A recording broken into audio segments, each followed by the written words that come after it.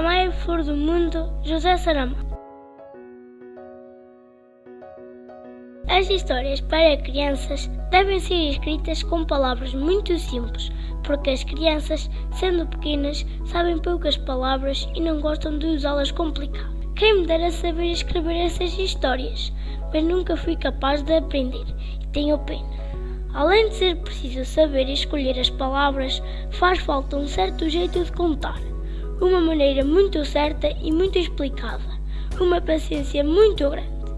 E a mim falta-me pelo menos a paciência, do que peço desculpa. Se eu tivesse aquelas qualidades todas, poderia contar com pormenores uma linda história que um dia inventei, mas que, assim como ao bom ler, é apenas o resumo de uma história que em 2 palavras diz. Que me seja desculpada a vaidade se eu até cheguei a pensar que a minha história seria a mais linda de todas as que se escreveram desde o tempo dos contos de fadas e princesas encantadas. Há quanto tempo isso vai? Na história que eu quis escrever, mas não escrevi, havia uma aldeia. Agora vão começar a aparecer algumas palavras difíceis, mas quem não souber deve ir ver no dicionário ou perguntar ao professor. Não se tema, porém, aqueles que fora das cidades não concebem histórias nem sequer infantis.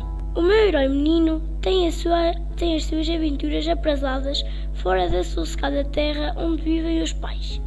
Suponho que uma irmã, talvez um resto de avós e uma parentela misturada com a notícia. Logo na primeira página, sai o menino pelos fundos do quintal e, de árvore em árvore, como um pintacílego, desce ao rio e depois por lá abaixo, naquela vagarosa brincadeira que o tempo alto, largo e profundo da infância a todos nos permite.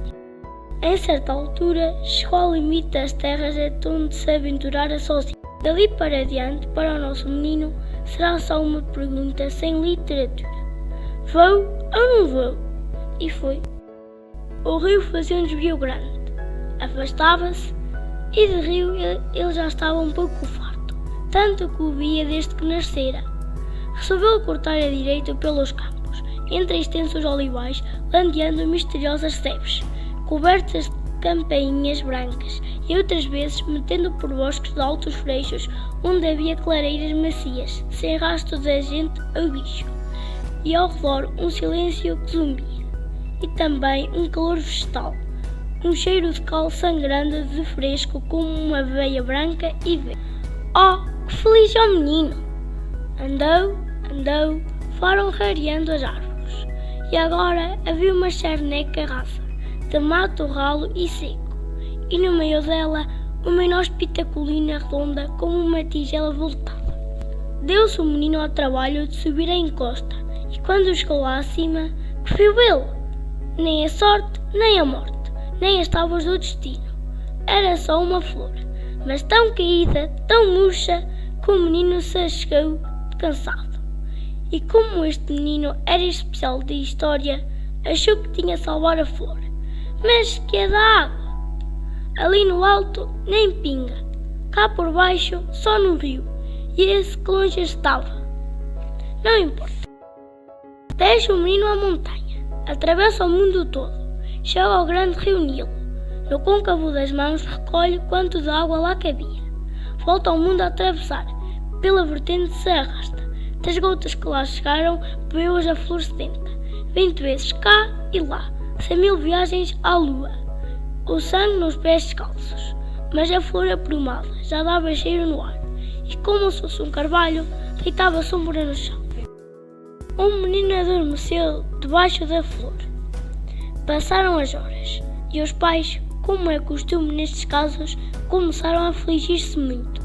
Saiu toda a família, e mais vizinhos à busca do menino perdido, e não o acharam. Correram tudo, já em lágrimas tantas, e era quase ao pôr, quando levantaram os olhos e viram ao longe uma flor enorme que ninguém se lembrava que estivesse ali. Foram todos de carreira, subiram a colina e deram com o menino adormecido. Sobre ele, resguardando-o do fresco da tarde, estava uma grande pétala perfumada, com todas as cores do arco-íris.